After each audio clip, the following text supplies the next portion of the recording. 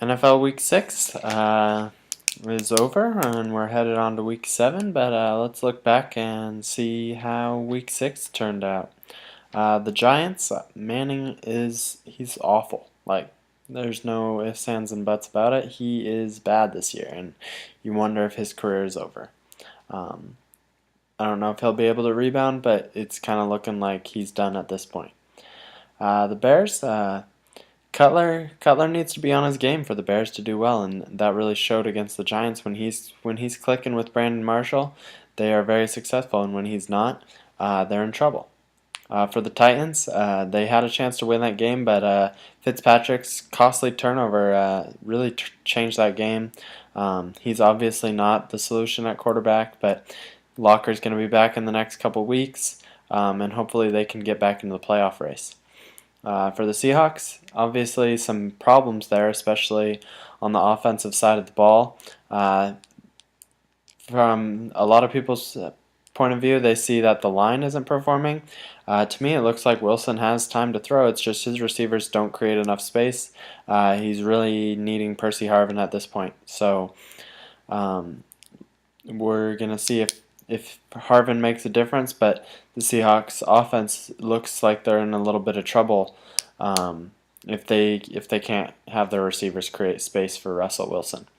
For the Packers, having Eddie Lacy certainly helps the Packers a lot. To have a run game they haven't had in a while, it adds a new dimension to this offense, and that makes them a little bit scary in the NFC actually. I could see them creating some havoc coming down the stretch. The Ravens, they have to get that run game going. It's just not good enough right now, and that's what their team is based on, is the run game and the defense, and they really need to get back to the fundamentals of their run game and get back to work establishing that run game. For St. Louis, run that football, baby. The last couple weeks they've won a couple good games. Running the football has been very successful. They got to keep it up. I don't know if they have a chance in the NFC, but at 3-3, certainly not out of the question.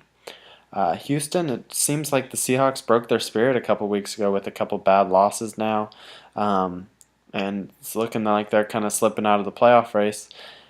So they need to do something to get back on track. They need to have that same energy they had going into the season, because right now they just look unmotivated and they look down. New Orleans. Drew Brees is not invincible. New England's defense figured him out in a way to slow him down a little bit. So he's not invincible. So let's stop saying that this Saints passing attack is unstoppable. Teams can stop it. It's going to take work. Drew Brees is still very good, but I think they showed a little bit of weakness in the New England game. For New England, Brady has always stepped up when they needed him to, and he did exactly that against New Orleans. And he's going to continue to do that, and that's what keeps the Patriots competitive all the time, regardless of their personnel. As long as they got Brady at the helm, you can't count them out. Pittsburgh, that defense really stepped it up. Looked like they were aging, and they couldn't. The rest of the season, it looked like they were just not good enough. They really stepped it up against the Jets. Maybe that's a sign of things going forward. For the Jets, they have to establish their ground game. They're relying way too much on Geno Smith, and you can't rely on a rookie quarterback to keep consistency week to week. They got to get the ground game going. They have some good running backs in Bilal Powell, so run the football. Arizona, not a bad team actually. I know they lost this week against San Francisco, but they looked very good, and this is a very good defense, and they will be competitive in the NFC West. So don't count them out yet. For San Francisco, as long as they run the ball, they are okay. Frank Gore looking good. Their run game looking good. The pass game still needs some work. They just don't have enough weapons. Vernon Davis is really their only weapon right now, and teams can focus in on him. And really, if they can take away that, I think the 49ers could be in trouble.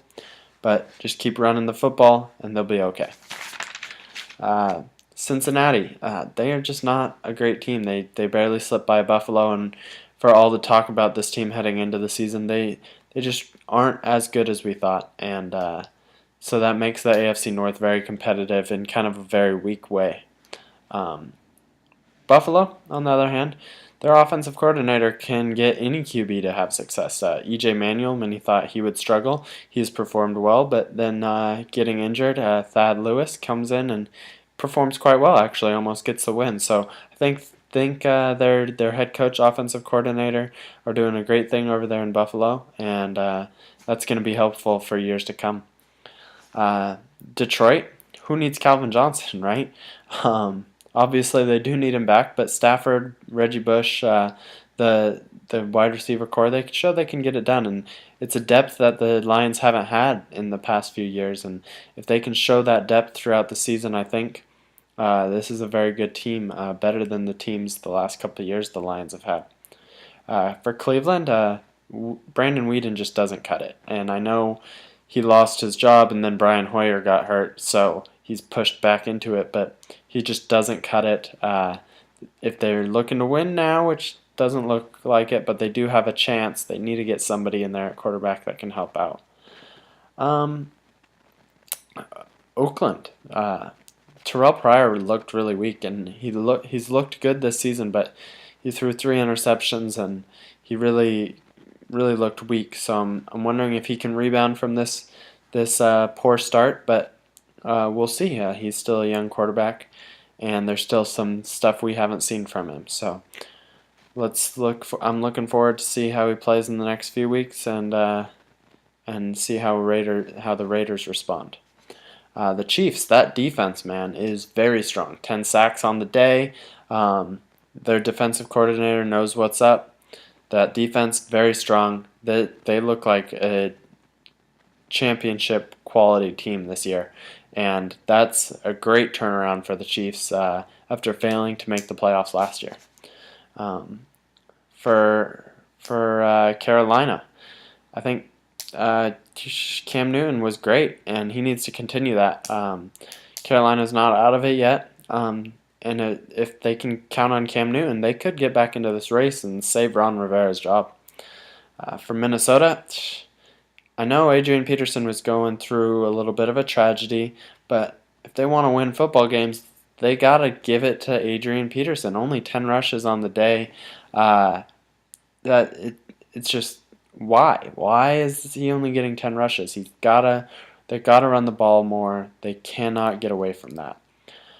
For Philadelphia, man, Sean McCoy is a boss. Like, that guy is phenomenal. And the Eagles might win this division, win the NFC East, because of LaShawn McCoy. I think he's a really underrated running back, but he's one of the best in the league, top 3 in the league. For Tampa Bay, bye-bye Greg Schiano.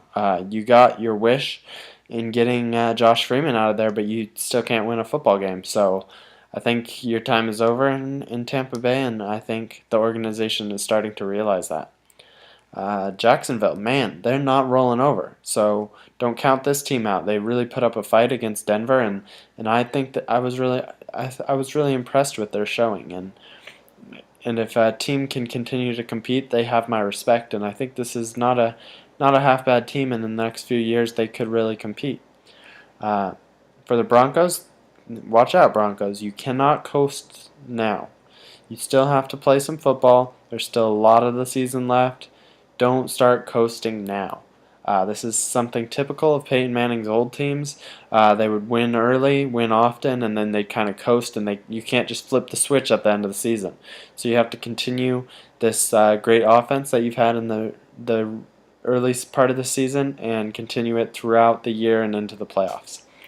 For Washington, man, that special teams was really cost them that game. RG3 looked a little bit better. Alfred Morris was back on the field, getting better. But special teams let them down, and that's a part of the game that the Redskins can't forget about. Most people say offense and defense, but special teams is a very big part, and we saw a lot of it this weekend, being a big part of the failure of Washington and almost a part of the failure of Seattle. But gotta work on those special teams. For Dallas, that offense was a little bit shaky. They got some points from their defense and special teams, and they pulled it out. But that offense didn't look great, and that's after a huge week in Denver. So I know they'll get back. They'll get back on it, but they got to make sure that they're focused and dialed in.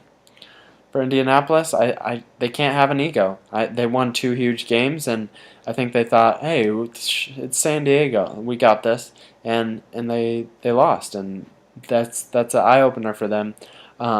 They're not the best team in the league, and so they have to work hard week in and week out. That's what got them here. So I know they'll get back on it. I know they got good coaches, and they'll get back to it, but it's a young team, so they're going to go through their ups and downs, and their mental toughness needs to be resilient for them to go far in the playoffs.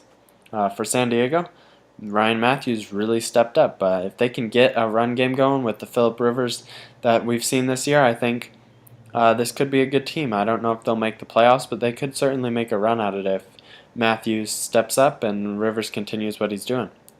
That's it for NFL Week 6. We'll get my Week 7 picks in the next couple days. Follow me on Twitter and check out the blog.